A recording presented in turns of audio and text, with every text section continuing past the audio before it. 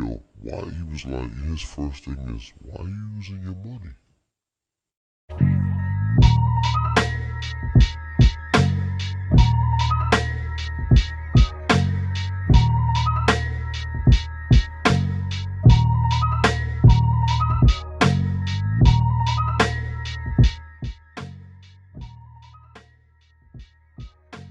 Yo, man, it went down. It went left Wednesday. Caesar Pina, which is basically a career criminal from the Jersey area. It's the same one that Darnell Ashley Larry was calling Big Pun. He was clowning Envy like, "Oh man, you got Big Pun out here flipping houses," and he was arrested in Jersey yesterday. And then the rumors were spreading that they was in front of iHeart Studios in front of Power 105 this morning because apparently DJ Envy called in sick today. He did not come to work. Since Pina has been released on 1 million bond, like I said, this case came out back in March. Well, I remember Stars talked about it first. And don't you guys find it ironic that Angela Yee's show debuted, I believe, a month before this really came out? About all of this fraudulence, this whole real estate scam. Angela Yee's show, Way Up. They named the show Way Up, like the song, real original.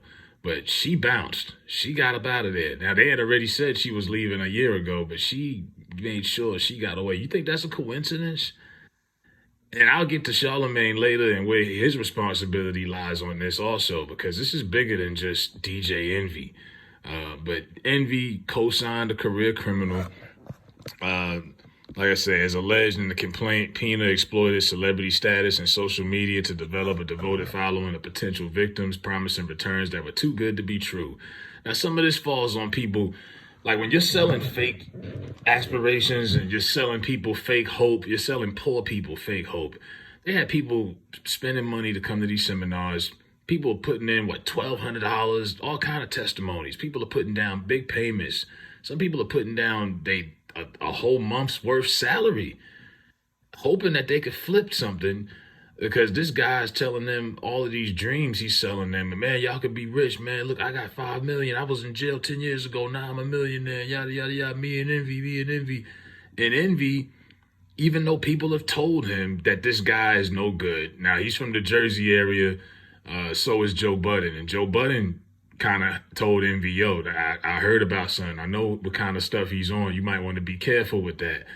And Envy has been going pretty hard as far as his defending his friend. I'm like, how good of friends are y'all really? Do you really know what you're dealing with? Like, y'all trying to judge a book by its cover, but the guy just got out of jail and he's got a whole rap sheet, like a mile long. This is a real estate website that I was looking at, and they got an article back in 2020 of all of the stuff that he's been through.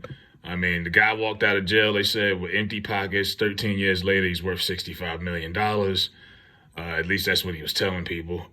He had his own website.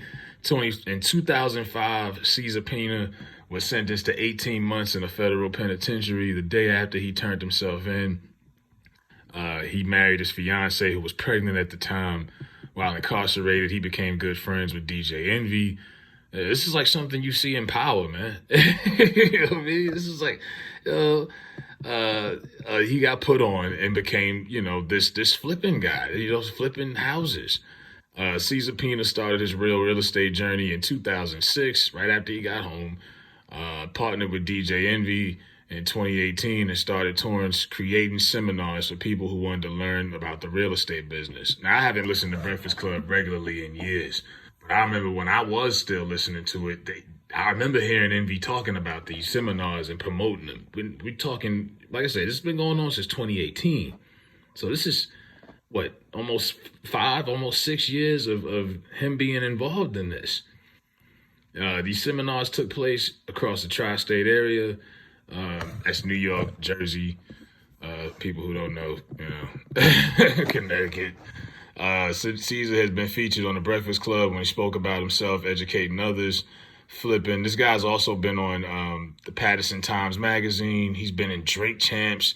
This is not a good look, man. Y'all got scam artists, crooks, promoting their scams to poor black folks who can't really afford to be throwing money away. And this is why I say Charlamagne has, and he last week kind of went viral because he was telling Envy he need to keep his mouth shut, let his attorneys do the talking, and people was thinking, oh, this is funny. And I'm like, Charlamagne knows they gonna go back and look at all these episodes and all this documentation.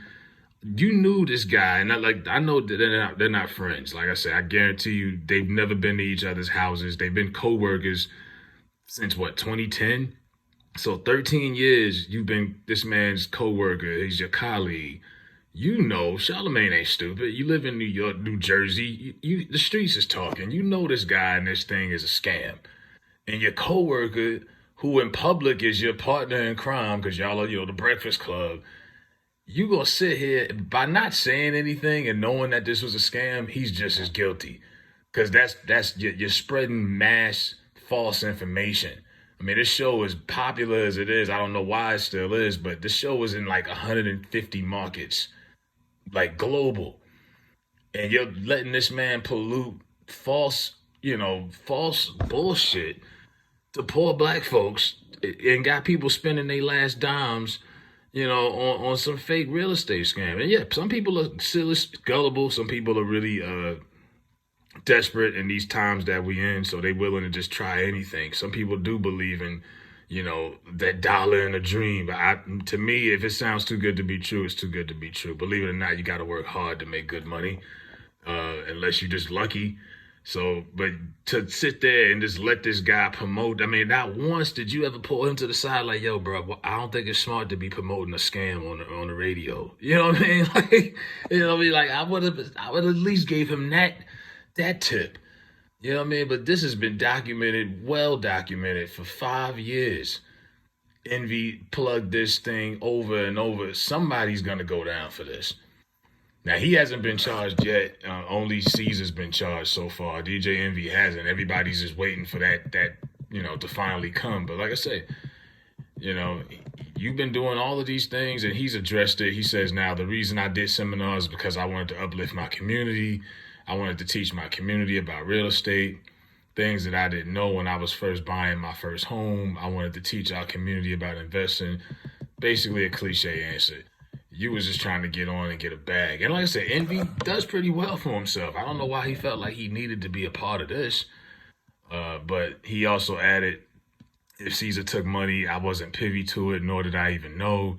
But I do understand how people feel if they did give him money, because I gave him a lot of money and I didn't see a dollar of it returned. Now, he said that himself. Pretty stupid.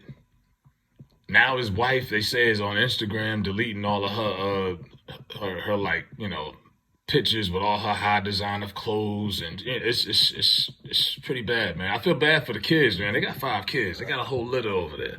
Got a lot of whole gang over there. This is not pretty, but I mean, this is pretty stupid. I mean, how could you co-sign something like that, and then let alone publicly attach your name to it, and then broadcast this over and over the years? This is well documented, and Charlamagne is a part of these videos. He's there. You know what I mean? You think Leonard didn't know anything? He knew. He knew. They all knew. I think Angela, she knew too. That's why she bounced. She got out of there. You think it was a coincidence she got out of there in the nick of time? She was like, yeah, I'm out. But that speaks volumes to these people and their characters, and they know how these people are. As far as the Charlamagne, her, Envy, for you to work with someone for 5 days a week for 12, 13 years, and y'all don't hang out, y'all never hung out, y'all never been friends, that's kind of odd. But they know who we are. These are the same people that had Hillary on there with the hot sauce, and Charlamagne had Joe Biden up there disrespecting black folks, but yet you want to call out Monique, and you want to disrespect elder black people and make Lil Mama cry and all this other stuff. This show is toxic, and this show should have been got canceled. And like I say, I don't see how Power 105 brings him back. Y'all gonna still let him continue to promote a scam on national airwaves? How responsible is that? You know what I mean? At some point, they're gonna have to pull him off there. And if you're just gonna have Charlamagne, good luck. Because anything he does by himself without a powerful infrastructure, it bombs. And what I mean by that, anything he's ever done outside of radio, it bombs. Charlamagne and Friends, the Round Table show he had. He had a show on Comedy Central they canceled a few months ago. They changed the name of the show like 3 times. That's how desperate they were. It went from being the Charlamagne, what was called the Truth. It was called The Honest Truth. Then they changed it to A Hell of a Week. And then that shit got canceled. You know what I mean? Like, this is not coming from a place of hate. I'm just being he can't carry a show by himself. He's not that. And he bleached his skin and he got his cheekbones done, but it hasn't worked. And Envy is just, he's a part of the infrastructure too. I mean, Envy, he's a good DJ for what he does. He was a mixtape DJ when I was coming up. But they just happened to put him in this spot to be on this show. You know what I mean? He seems like a guy that should be interviewing Larry Elder or any of these big time people. No. Like I said, this show was a joke, man. And it fell off a while ago. It used to be at one point almost like a 106 in Park type of thing where it was like, okay, this is the cool show where all the rappers and all the cool, black entertainers come on. Then it reached its peak and it was like, okay, Breakfast Club is getting some big interviews. Now it just feels like the Chitlin Circuit. They got Jess Hilarious on there and some random chick I never heard of before, and there's a whole bunch of anybody now. It's the Chitlin Circuit. That's what it's become. But yeah, I don't see how this show continues on really after that. I mean, all the credibility should be gone out the window between the real estate scam guy and the girl that's got a show all the way up, whatever. The girls be on there talking about dildos at 11 o'clock in the morning. That's what Angela Yee and them are doing. And then you got the lesser charge, Charlamagne, got a whole rape victim out here, and he's on the radio talking about butt jokes every day. So this is what you guys want to hear. These are the people y'all choose to wake up in the morning to. I mean, a scam artist, a rapist, and a sex addict. That's what it was all this time. But let me know what y'all think. Is Envy gonna face the blues? And what y'all think overall, man? Let me know what y'all think. Hit the like button.